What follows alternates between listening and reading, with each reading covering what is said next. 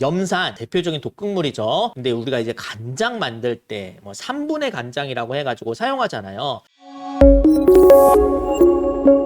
피부에 화상과 눈에 손상을 일으킴, 이것만 보면은 아주 그냥 큰일 날 것 같잖아요. 어떤 물질이 되게 안 좋아 보여요. 이 제품 자체가 정말 큰일 나는 제품이냐, 그거는 아니다라고 봅니다. 우리가 흔히 어떤 화학 물질이 유해하다, 위해하다라는 단어를 혼동해서 쓰는 경우들이 많이 있어요. 유해성과 위해성의 차이를 좀 알아야 돼요. 혼동을 해서 쓰는 경우가 있는데 엄연히 다른 말이에요. 유해성이라는 거는요, 화학물질 자체가 가지고 있는 독성값, 사람의 건강이나 환경에 좋지 않은 영향을 미치는 화학물질 고유의 성질.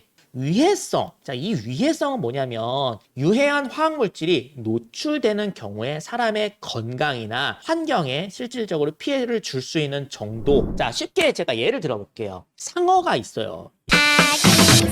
이 상어는 사람을 죽일 수 있는 어마어마한 힘을 가지고 있잖아요. 그런데 실제로 이 사람이 상어에 물려 죽을 수 있는 확률이 몇 퍼센트나 될까요? 그러려면 우리가 상어한테 물려 죽으려면 상어에 가까이 가서 바닷속에서 뭐 헤엄을 친다든지 노출이 돼야 되는 거잖아요.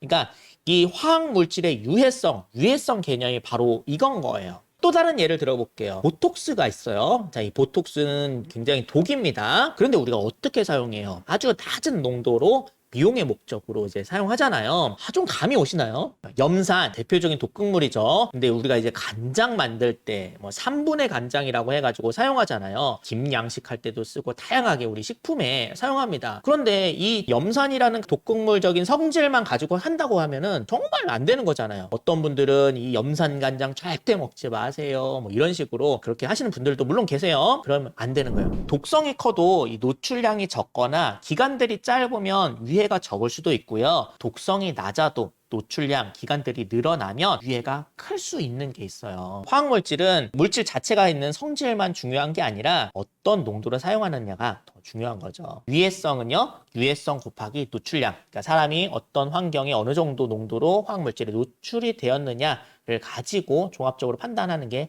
위해성이다. 이렇게 환경부에서 제공하는 초록놀이 사이트에서 전성분에 대해서 제공을 하는 거는 굉장히 환영할 만한 일이죠. 그런데 여기에는 좀 빠져 있는 게 이제 외국 사이트 같은 경우에는 성분의 농도, 함량까지 어느 정도 대략적으로 파악이 되게 나와 있잖아요. 근데 우리가 아직까지는 농도, 함량까지는 파악이 되지 않는 게 조금 아쉽고요. 함량 표시가 같이 되어야 된다라는 거 개인적인 의견을 좀 드려요. 그래서 코로나 백신 맞아야 되는데 거기 뭐가 들어갔다 얘들아, 뭐 앞으로 말 많을 거예요. 여러분들께서 오늘 내용을 잘 아셔야 되고 공부를 좀 하셔야 돼요. 안 그러면 우리가 이제 막 휘둘려 가지고 그럴 수밖에 없다. 다음 시간에 만나요.